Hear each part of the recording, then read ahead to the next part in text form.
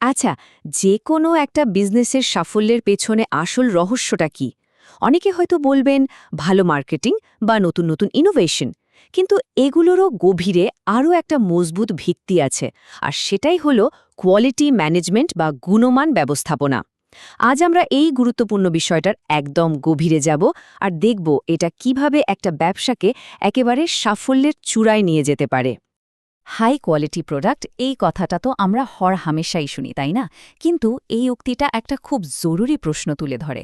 এই যে কোয়ালিটি বা গুণমান, এর আসল মানেটা কি? এটা কি শুধুই বিজ্ঞাপনের একটা সুন্দর শব্দ, নাকি এর পেছনে আরও কিছু আছে? না, একদমই তা নয়। আমরা আজ এই ফাঁপা বুলির পেছনের আসল স্ট্রাকচারটা খুঁজে বের করব।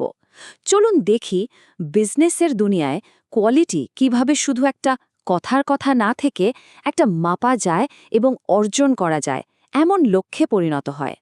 তাহলে কোয়ালিটি ম্যানেজমেন্ট জিনিসটা আসলে কি?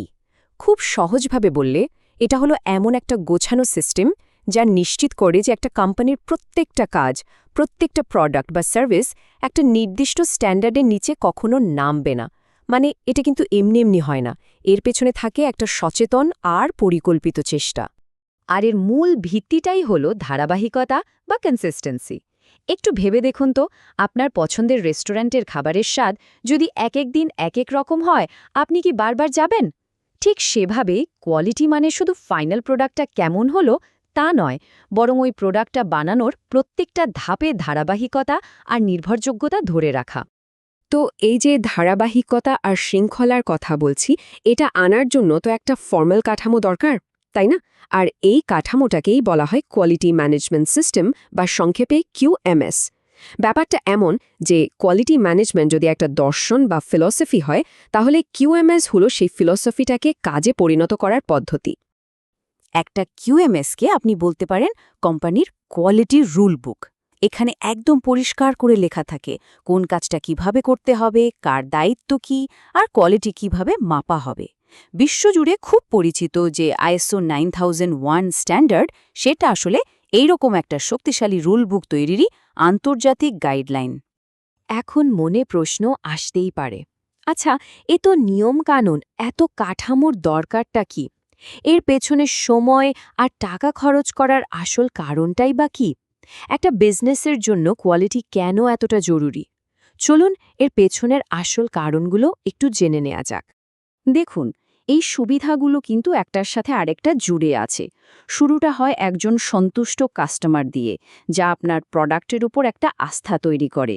এরপর যখন ধারাবাহিকতার কারণে সেই আস্থাটা আরও মজবুত হয়, তখন ব্যবসার ঝুঁকি স্বাভাবিকভাবেই কমে আসে। আর ঝুঁকি কমলে সরাসরি মুনাফা বাড়ে এবং সব মিলিয়ে আপনি আপনার প্রতিযোগীদের চেয়ে এক ধাপ এগিয়ে থাকেন। এই তিনটা জিনিস কিন্তু খুব ইন্টারেস্টিংভাবে একটার সাথে আরেকটা জড়িত। যখন কাস্টমার স্যাটিসফ্যাকশন বাড়ে, তখন পুরো প্রতিষ্ঠানের কাজের গতিও বাড়ে, কারণ কর্মীরা একটা পরিষ্কার লক্ষ্য নিয়ে কাজ করতে পারে, আর তার সরাসরি পজিটিভ প্রভাবটা গিয়ে পড়ে লাভজনকতার ওপর। এটা অনেকটা একটা চেন রিয়াকশনের মতো। আর এই পুরো চেন রিয়াকশনের শুরুটা হয় কোত্থেকে জানেন? ওই গুণমানের ওপর ফোকাস করা থেকে। তো আমরা তো বুঝলাম যে কোয়ালিটি কেন দরকারি, কিন্তু প্রশ্ন হলো এটা অর্জন করা যায় কিভাবে? এর পেছনে কিন্তু কয়েকটা খুব শক্তিশালী আর পরীক্ষিত নীতি আছে, যা যে কোনো প্রতিষ্ঠানের জন্য একটা গাইডলাইন হিসেবে কাজ করে। প্রথম এবং সবচেয়ে জরুরি যে নীতিটা, সেটা হলো কাস্টমারকে ফোকাস করা। কারণ দিনের শেষে কাস্টমার আছে বলেই তো বিজনেসটা আছে। তাই তারা কি চায়, তাদের আশা কি, তাদের মতামতকে গুরুত্ব দেওয়া, এটাই হলো সেরা হওয়ার প্রথম ধাপ। দ্বিতীয় যে ব্যাপারটা, সেটা হলো প্রত্যেকটা কাজকে একটা গোছানো প্রসেস হিসেবে দেখা। কাজগুলো এলোমেলোভাবে না করে যখন একটা নির্দিষ্ট সিস্টেম বা প্রসেস মেনে করা হয়, তখন হয় কি, রেজাল্টে একটা কনসিস্টেন্সি আসে আর ভুলের চান্স অনেক কমে যায়। এটাই নির্ভরযোগ্যতার আসল ভিত্তি। আর ৩ নম্বর নীতিটা হলো কন্টিনিউয়াস ইমপ্রুভমেন্ট বা ক্রমাগত উন্নয়ন। কারণটা খুব সোজা। আজকের বাজারে যেটা বেস্ট, কালকে সেটা নরমাল হয়ে যায়। তাই এক জায়গায় থেমে থাকা মানেই কিন্তু পিছিয়ে পড়া। সফল কোম্পানিগুলো সব সময় নিজেদের প্রসেস, প্রোডাক্ট আর সার্ভিসকে আরও ভালো করার নতুন নতুন রাস্তা খুঁজতে থাকে।